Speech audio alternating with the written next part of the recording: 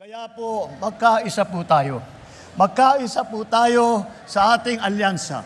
At huwag natin gawing alyansa lamang nitong 11 na tao, 11 na kandidato na tumatakbo bilang senador na kasama sa alyansa. Samahan niyo po kami.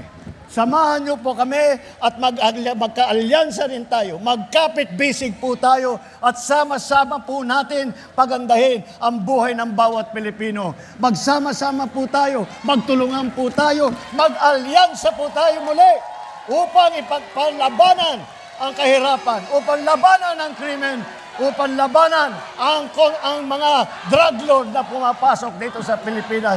Ito po, hinaharap ko po sa inyo ang ating alyansa na siyang gagawa at siyang magtatrabaho upang pabalikin ang kapayapaan dito sa ating minamahal na Pilipinas. Maraming salamat po. Ang Pangulo ng Republika ng Pilipinas!